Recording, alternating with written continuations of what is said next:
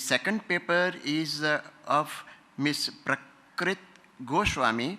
She is also from University of Mumbai, and she is to speak on Taoism and neuroplasticity, unfolding the secret of Eudemonia, the psychic wellness, it seems. Please. Thank you, Holistic Science Research Center, for organizing this wonderful conference. And also thank you for the speakers for their exhilarating sessions. And my regards to the chair. So my paper is on Taoism and neuroplasticity, unfolding the secret of eudemonia. As we all collaborate today to discuss about the holistic modes of thinking, my paper wants to point out about the holism of mind and body. So there has been a classical dichotomy between mind and body, Cartesian dichotomy in philosophy.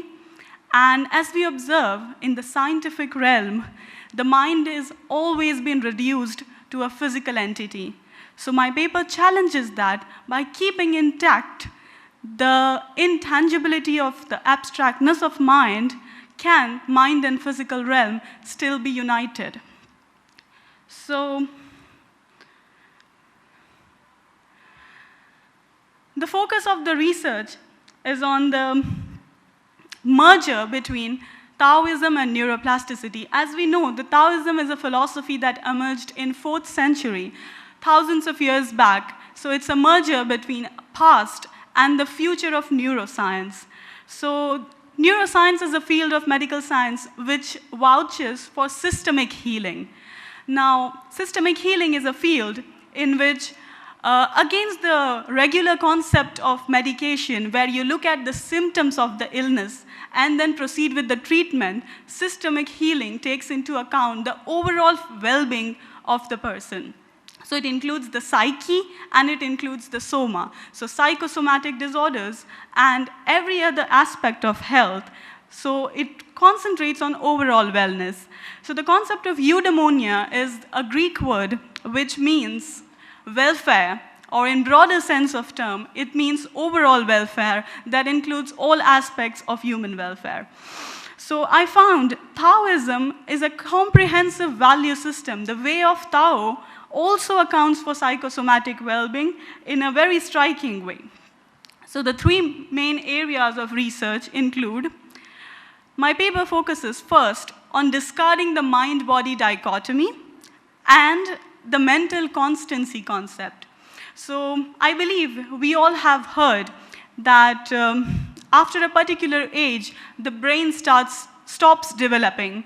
So for a long, long time, neuroscience held the belief that once you reach an age of adulthood, the brain stops developing, or the left hemisphere of your brain concerns itself with the logical thinking, and the right hemisphere of the brain concerns itself with the creativity.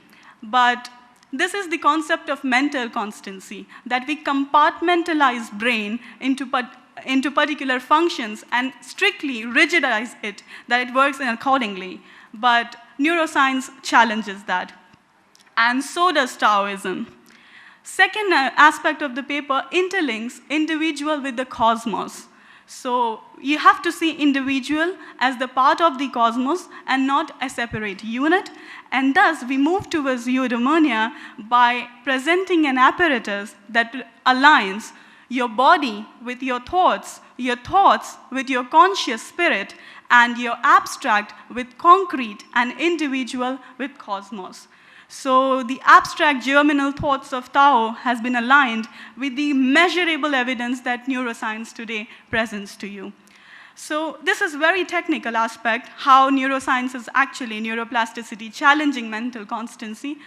To just sail through it in nutshell, these are the 4 fields, 4 findings of neuroplasticity, which says that if by any chance you impair your left hemisphere, the other hemisphere adapts itself to its function, or the part of the brain which concerns itself with visual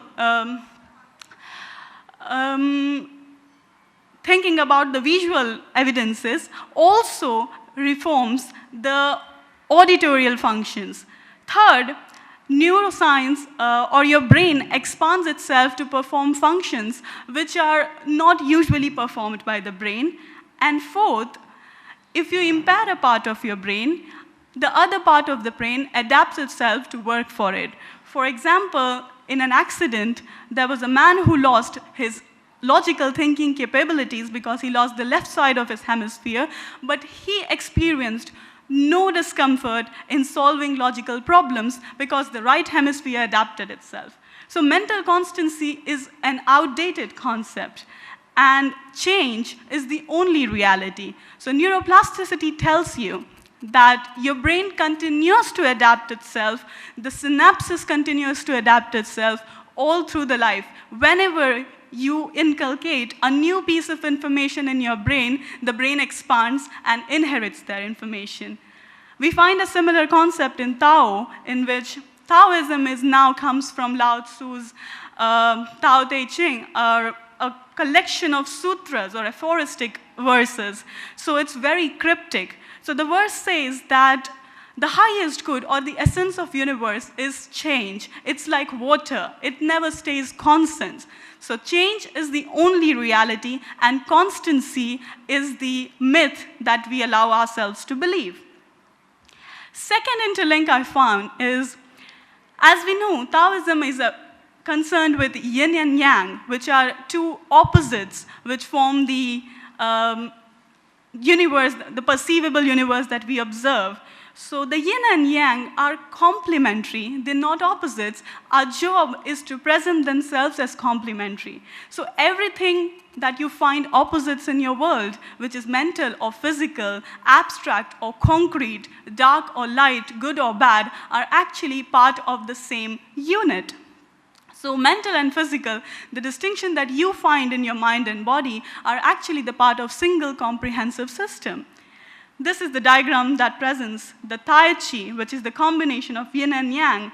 And you find the similar concept in neuroplasticity, which says that contrary to the popular belief that brain is in the body, neuroscience says your brain is your body and your body is your brain. Because all through your body, you have the cell receptors, which it likes to call neuropeptides. So these are the cell receptors, which are nothing but the cells of the brain located on each and every part of your body, which helps brain to function. So very technically, your brain is your body. Now, as we found, these are the tangible aspects of brain that we measured. Now I move to the abstract thoughts. So we all like to believe that we are the victims of genetics. Neuroplasticity tells you that there are two kinds of cells, which are genotype and phenotype. So genotype is actually that which you inherit, on which you have little control. But phenotype is that part of your being, your personality, that comprises of the choices that you make for yourself and the environment that you are living in. So the environment, which is the cosmic whole, and the choices that you make, which is combination of your mental and physical realm, is the individual whole. So the cosmic and the individual whole combine to form your being. So you are what your environment is, you are what your choices are. This is the biology of belief, which is stated by Bruce Lipton in his book, The Biology of Belief and the Study on Epigenetics, which is a very emerging new field of medical science. We find similar concept in Tao, in which the key is the individual self and the macrocosm of the environment is interlinked with the individual. So you are not a separate whole, but the part of the single comprehensive part of the whole that nature is. Man cannot separate itself from his thought or his environment, and as the environment changes, you are bound to change. So, in order to take control of your destiny, you need to change your environment and the choices you make. And thus I come to this is at glance the comparison of both the fields of study of neuroplasticity and Taoism. So as we find, the parallels are glaring. They're striking parallels. The discoveries of neuroplasticity are found to be ingenious, but are they really ingenious? We find the germinal thought in Taoism. So the abstract germinal thoughts of Tao has been concretized by the neuroplasticity discoveries. So you find manifestation, you can measure the brain, map the brain, and find striking combination of mental and physical wellness there. And both come to the same conclusion. It's different way of presenting the same reality. They both come to the same conclusion that individual is holistic unit of single cosmic whole. And neuroplasticity just changes the words to say that there is an indivisible, inseparable connection between your body, your thought, and your environment. And thus, the road to overall wellness or welfare of the individual is by balancing material and spiritual, which is balancing yin and yang, balancing the opposites of your life without overshadowing each part. And that is what neuroplasticity attempts to do. It aligns. Soma is everything that is everything that is tangible. So it aligns everything that is tangible with everything that is intangible to create a system, a holistic system of healing, which not only cares, it doesn't have a negative approach, that it cares about healing the disease you are suffering from, but also cares about your positive wellness. So, finally, I present you a quote which are strikingly parallel so that you find the comparison more apt here. So, this is the Lao Tzu's quote, which says that your thought ultimately become your destiny, because thoughts are words, words are action, action are habit, habit is character, and character is your destiny. Very similar to this, we have Bruce Lipton, who is the cell biologist, quote that we are not the victims of hereditary. I would try to remind you here that what philosophy calls destiny, neuroscience calls hereditary, because whatever you inherit is your destiny. You have no control over the hereditary or your genes. So the parallels I'm making here is, as Lao Tzu says that you control your destiny, Bruce Lipton says that you control your hereditary. You are not the victim of hereditary, you are master of it. You can change the life you're living. And so finally, I'm not here to, when I propose the parallels between the two fields, I'm not here to boil down neuroplasticity to Taoistic spirituality, but I present to you, is there a possible alchemy? This is a question which opens pathways of research, that can we revamp the way of life in a fashion that balances material and physical, material and spiritual, because I always find that the religious or spiritual philosophies tend to ignore the material realities of life, which man cannot really shake off so easily. And the classical Newtonian science always tends to discard the spiritual aspects of life. So can there be a way which acknowledges that man, human being, is made up of a cosmic whole that has both material and spiritual, and can we balance it? And two, in the field of overall wellness, healing of mankind or humankind, can there be a potential coherence of Taoist meditational practices in the emerging field of neuroimmunology?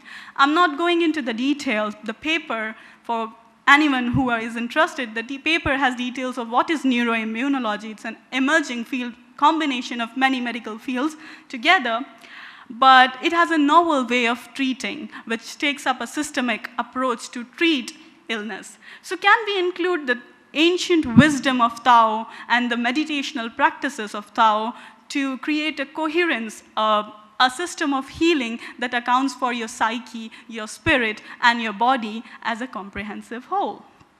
Thank you.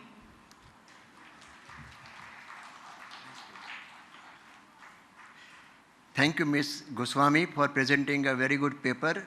It has been an interdisciplinary approach between the factual and the valuational aspect of human inquiry, between the part and the whole. This is what we have been seeking. There would be some questions and observations on the paper, I hope.